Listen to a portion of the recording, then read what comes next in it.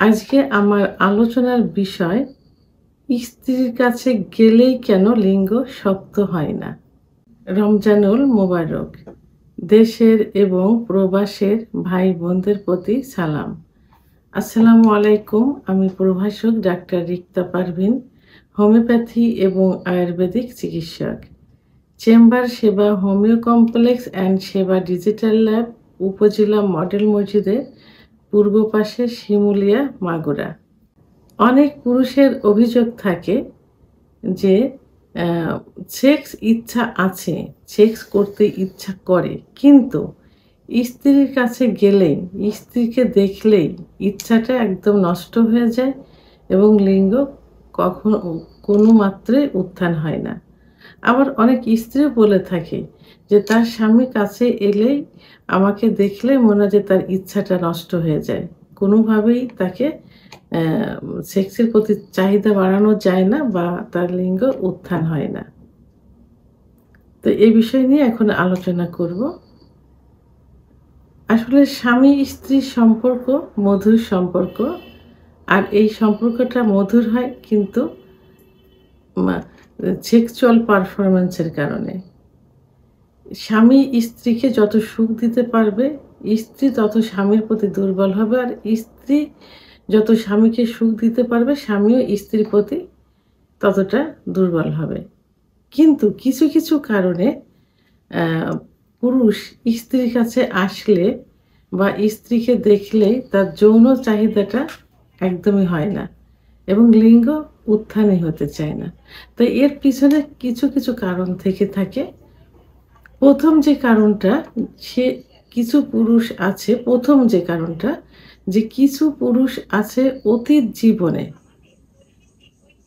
কোনো নির্দিষ্ট কোনো মেয়ের প্রতি তার দুর্বলতা ছিল, সে মেয়ের সঙ্গে তার ফিজিক্যাল রিলেশন হয়েছে এবং সম্পর্কটা খুব গভীর ছিল, তাকে এখনও সে ভুলতে পারে না, তার সঙ্গে যে ফিজিক্যাল রিলেশনটা সেটাও সে ভুলতে পারে না।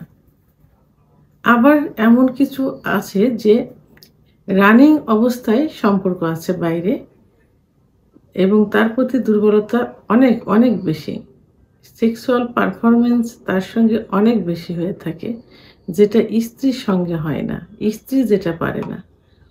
তা যে কারণে স্ত্রীর প্রতি আকর্ষণ আসে না, সে বাইরের প্রতি টান থাকে, কারণ বাইরের থেকে সে স্ত্রীর কাছ থেকে যে সুখ পায় তার থেকে বেশি সুখ পায় সেখানে।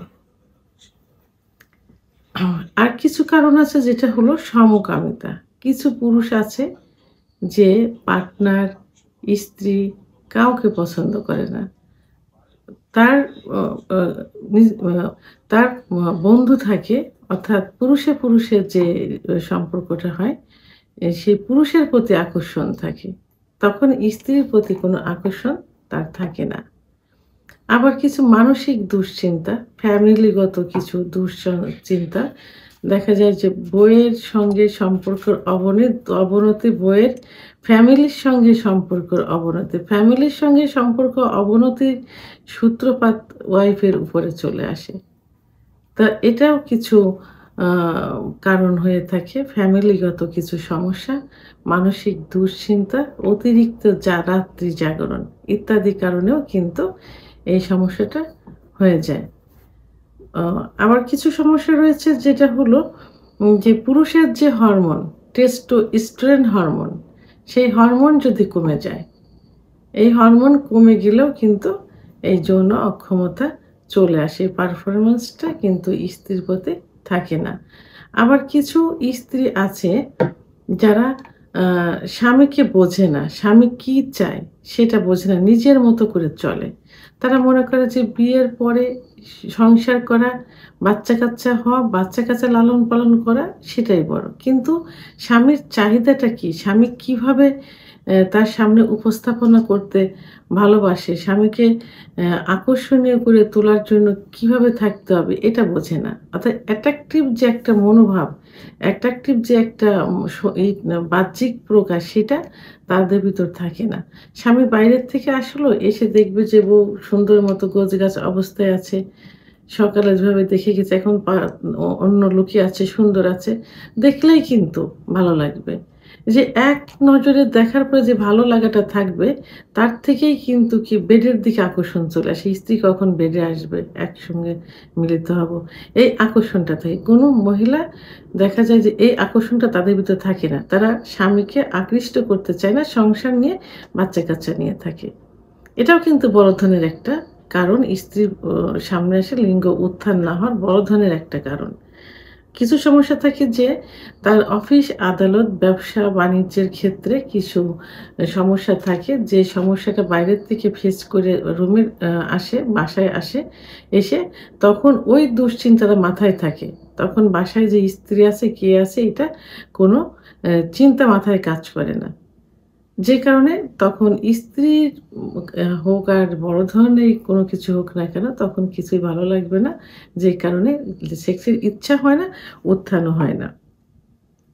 আবার ডায়াবেটিস, উচ্চ রক্তচাপ থাকলে যদি কন্ট্রোলে না থাকে, সেক্ষেত্রেও একই অবস্থা হবে। তো এই যে বড় ধরনের যে সমস্যা, বাইরের প্রতি আকর্ষণ এবং স্ত্রীকে, স্বামীকে না বুঝে নিজস্বভাবে সংসারে থাকা।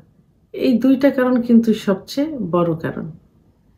তো ভিডিওটি সম্পর্কে যদি কোনো মতামত থেকে থাকে, অবশ্যই কমেন্টসের মাধ্যমে জানাবেন। আর ভিডিওটি ভালো লাগলে লাইক, কমেন্ট, সাবস্ক্রাইব করে আমার সঙ্গে থাকুন। আল্লাহ হাফেজ।